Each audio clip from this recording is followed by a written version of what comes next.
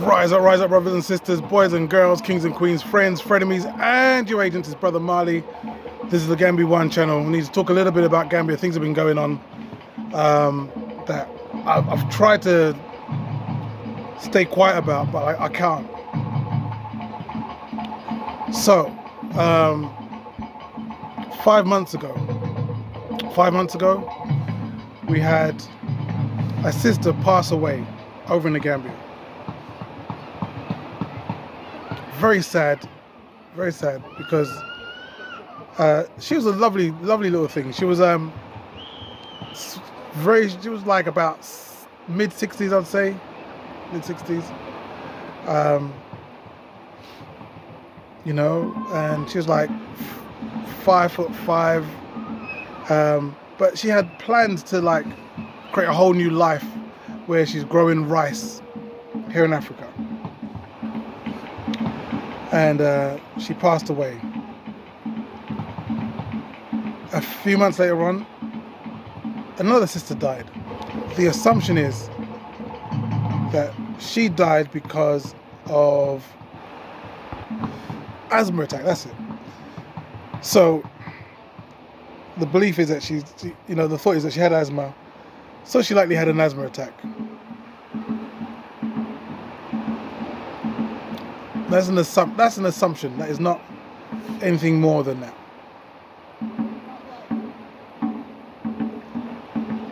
So I'm very concerned because the first sister, no one knows why she passed.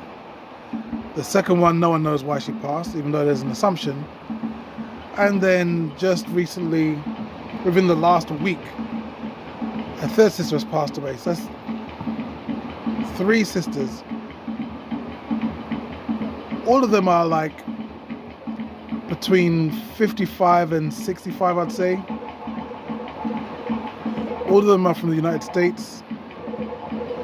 All of them was living alone at the time of their passing.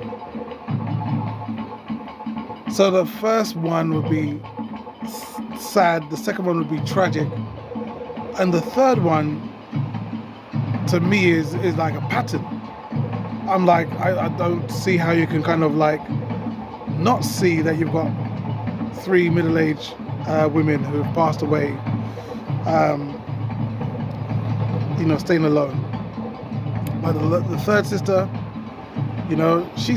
she was married, and her husband had disappeared back to the States for a minute.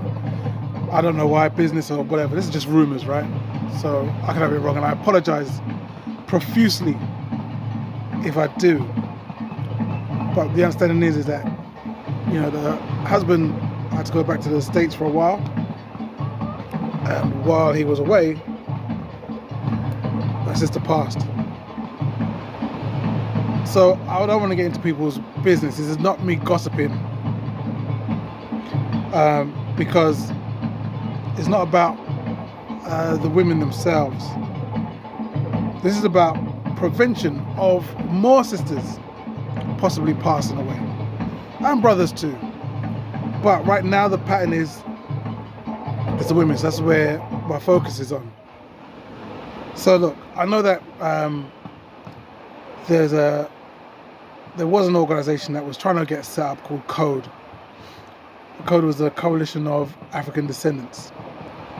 And the plan was that, we would look out for the community by checking in on one another every few days. Make sure everyone's safe, make sure everyone's okay. That never really got off the ground. But that would be an excellent way of us being able to look out for each other. Another one, sisters, if you're coming over to Africa,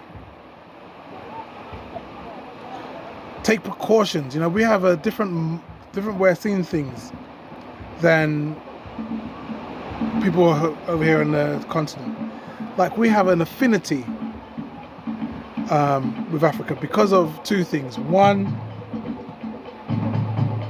we are dealing with blatant racism in our face every day.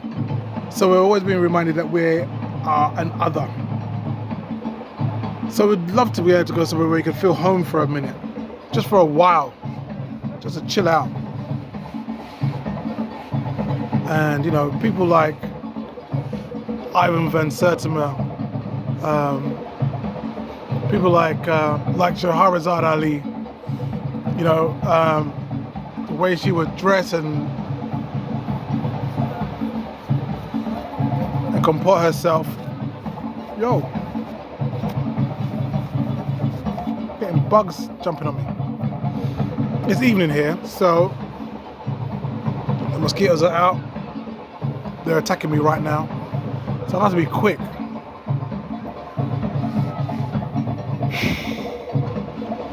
This is serious, you know. People are passing away. We have a belief. Sorry, we have a connection with Africa.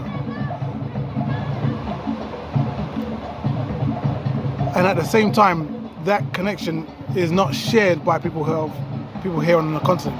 Now, I'm not talking in absolutes, and I don't want it to be taken as an absolute. I'm not saying absolutely every African has no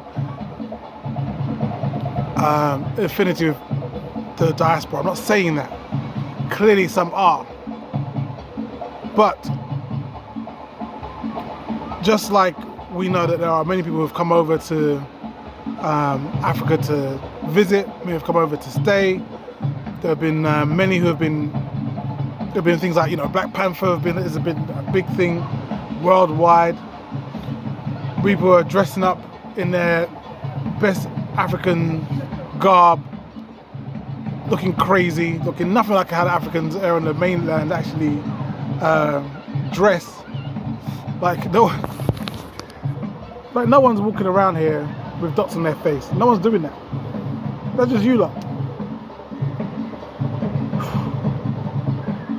But we have this affinity that isn't given back to us. You know, we believe this is home. Some of us believe this is home. But over here, what people believe, some people believe, let me use, I've got to be correct. No, I'm going to just talk my talk and you can figure out what I mean. Me trying to like check my words halfway is long. It's going to take too long to say. I don't have much time on this phone to be doing this video.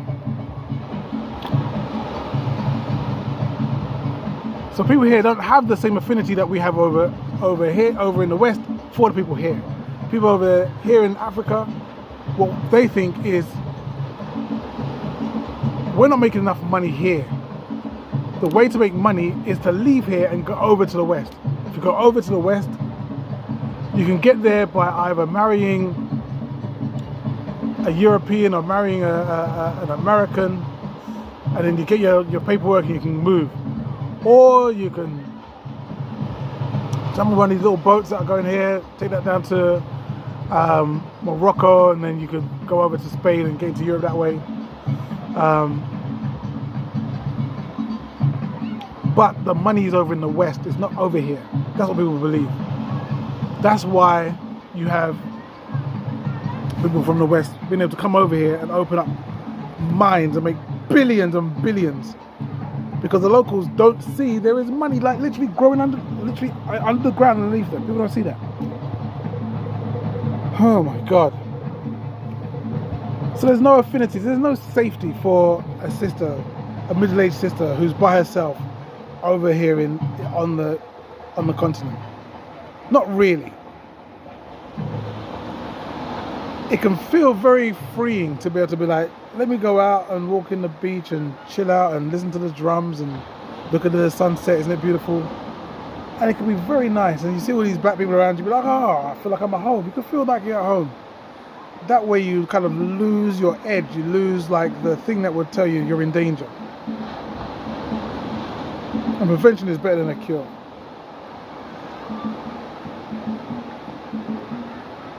So if you're a couple, I would say, yeah, come over.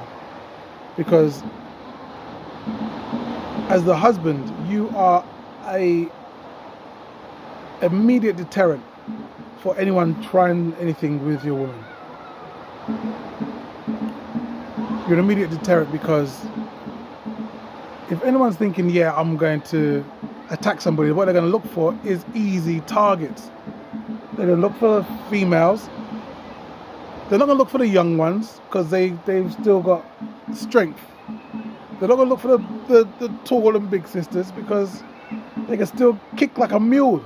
They're going to look for the small, demure, older sisters. The easy picking, the low-hanging fruit.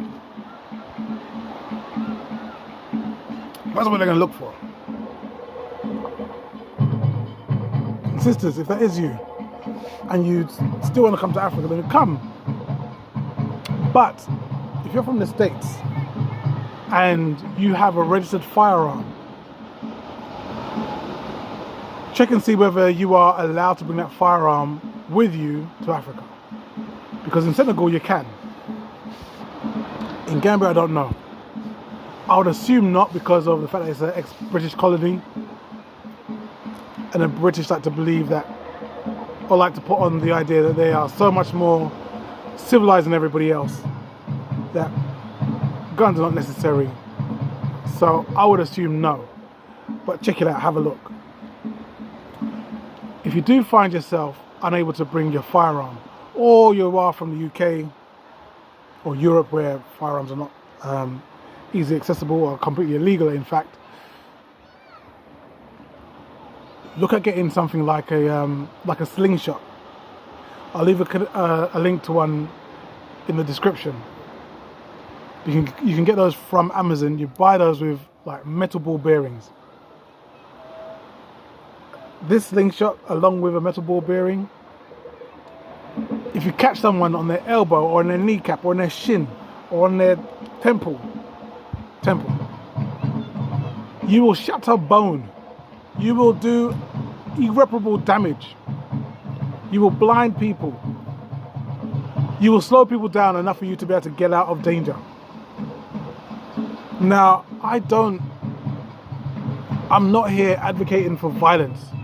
I'm not here inciting violence. I do not like violence. I abhor violence. But what I abhor more is 3 sisters have died in the last 5 months. In Gambia, not on the continent. In Gambia. Gambia is tiny. That's like going, 3 women have died in Brooklyn in 5 months. And they're all black elders who are single. That would be an investigation, definite. This is not something to take lightly. It's not something to just be like, oh, isn't it sad? No, don't wait until you're like, oh my God, where's everybody gone? Like, deal with that now.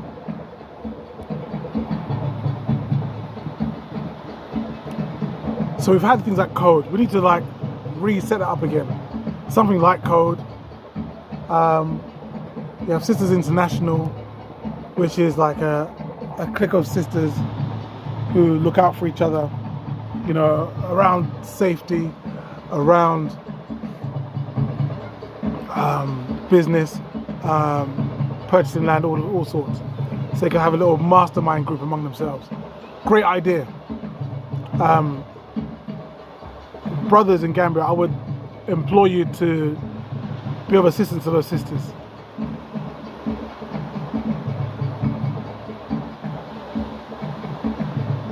But it's such a sad day. It's such a sad day. And it's such a sad message for me to pass on.